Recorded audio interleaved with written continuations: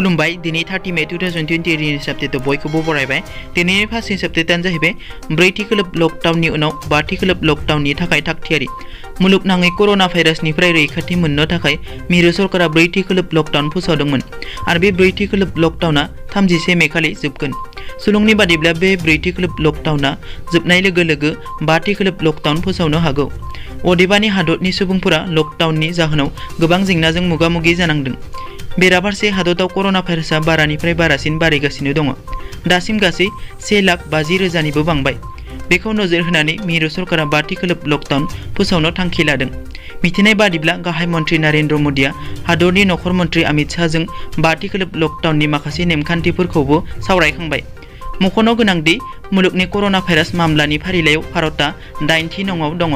2 नम्बराव दङ कर'ना भाइरास सावथुननि ट्रेलारआ रिलिज जाबाय।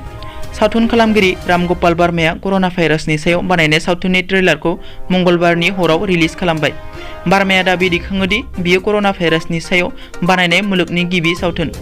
बार्मानि बादिब्ला बेनि फुरा शुटिंआ लकडाउननि समावनो जादों।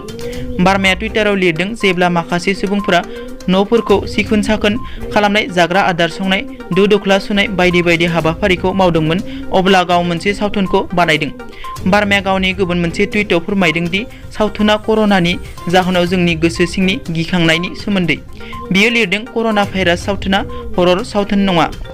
3 नम्बराव दङ एचएसएलसीनि फिथाइखौ जुन दाननि गिबि सप्तायाव फोसावगोन। कर'ना भाइरासजों जुजिनो लकडाउन फोसावनायाव गासै सोलोंसालिया बन्द जादों, जायनि जाहोनाव फरायसा-फरायसुलिफोरा गोबां जेंनाजों मोगा-मोगि जानांदों। बेनि थि सम बादियै बबेबा थाखोआ आनजाद खुंनो हादिया आरो बबेबा थाखोआ आनजाद होनायनि फिथाइखौ दासिम मोनाखै। सेबाजों खुंजानाय एचएसएलसी एबा 10थि थाखोनि फिथाइखौबो दासिमबो फोसावनो हानाय जायाखै। मैया शुक्रबार खालि डक्टर हिमन्त बिश्व शर्माया खौरां बिजोङाव मोगा-मोगि जानानै एचएसएलसीनि फिथाइखौ फैगौ जुन दाननि गिबि सप्तायाव फोसावगोन होनना बिबुंथि लाखियो। बिथाङा बुंबावो दि 10थि आरो 12थि थाखोनि क्लासखौ थाबैनो जागायनो थागथियारि खालामगासिनो। 4 नम्बराव दङ गिबि मन्थ्रि सर्बानन्द सन'वालआ गवालपारा जिल्लायाव दैबानाजों खहा जानाय ओनसोलफोरखौ नायगिदिंफैदों। लकडाउननि समाव आसामनि गोबां जिल्लाफोरा दैबानाजों लोमसावदों, जाहोनाव लोमसावजानाय ओनसोलफोरा गोबां खहा जादों। मैया शुक्रबार खालि आसामनि गिबि मन्थ्रि सर्बानन्द सन'वालआ दैबानाजों खहा जानायखौ नायगिदिंनो थाखाय गवालपारा जिल्लायाव दावबायफैयो।